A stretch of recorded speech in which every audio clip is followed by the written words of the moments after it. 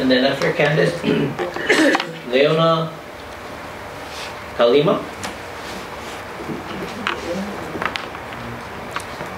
I wanted to thank Kina for reminding us why we're here. My name is Candace Fujikane. I am an English professor at the University of Hawaii, and I teach classes on land struggles in Hawaii. I'm strongly opposed to the backdoor establishment of the PLDC, and I urge a repeal of Act 55. The administrative rule changes provide evidence that the PLDC is concerned with expediency and profit, not with community concerns or sustainable changes. As the PLDC has traveled from island to island, we have seen videos of tremendous, widespread public opposition to the PLDC. These overwhelming protests against Act 55 have been indelibly recorded in the media and archived in our files of history. And they provide material for those of us who teach classes on land struggles. The PLDC has attempted to respond to these arguments by saying that people have quote-unquote misperceptions about the reasons why the PLDC was established.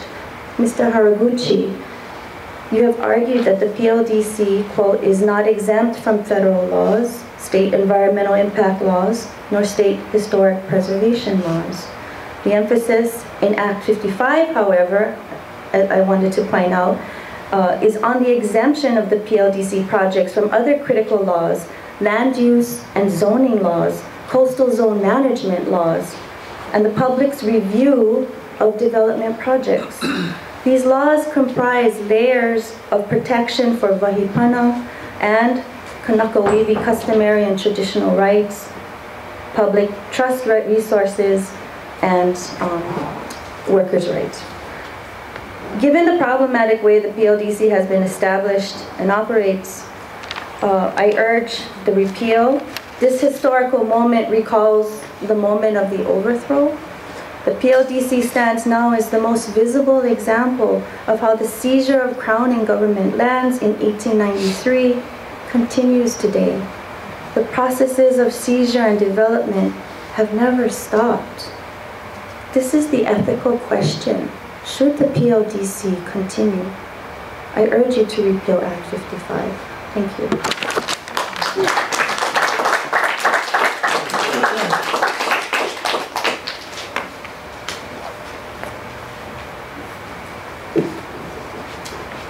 Leona Kalima and Henry Noah. He's coming. He's coming. And after Henry Noah, Elena Ruelas.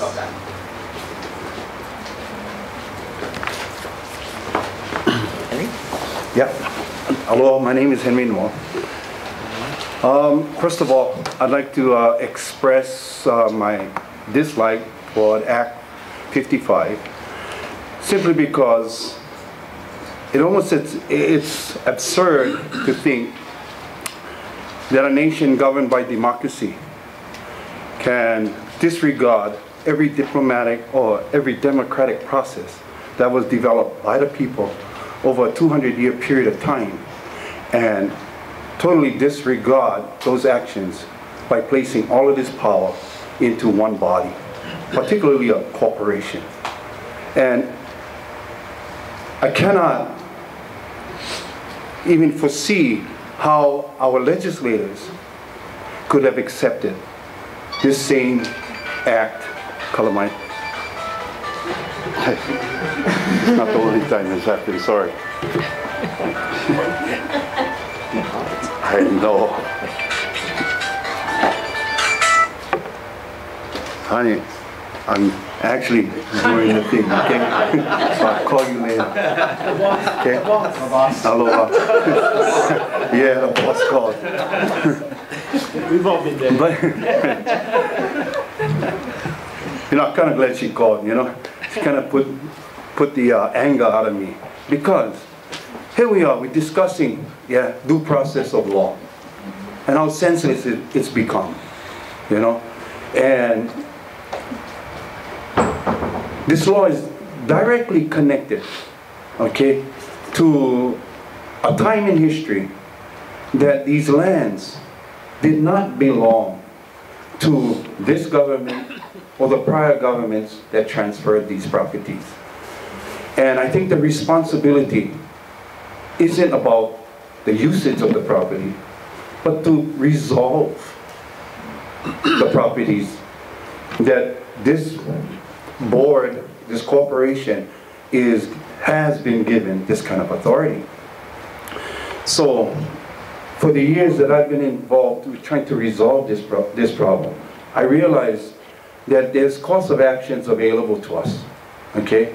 And one of them is, obviously, to object to any actions, okay, regarding the usage of properties that people do not have the right to utilize, to transfer, to lease, or to sell. So I've taken the liberty years ago to start that process. And I do believe that some of the directors may not have this information, but I do know that our Director of Department of Land and Natural Resources, as well as your governor, has been informed legally about handling property that the state or the state government officials or whoever else plan to utilize, yeah, is illegal. So in trying to resolve the problem that I've existed in now all of my entire life, okay, we've actually found avenues that are available to us.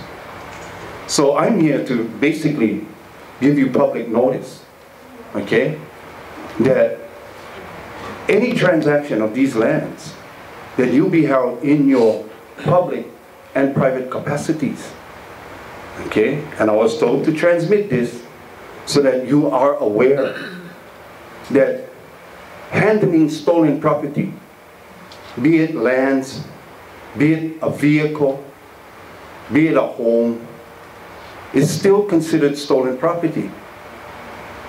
So people have to be held accountable. And as I've said throughout my entire life, maybe not during my youth, I didn't understand the problem well enough during my youth, but I sure as hell understand the problem today. And that is, you cannot, yeah, and should not be handling property that doesn't belong to you. So with that having said, that's really why I came, okay? Mahalo.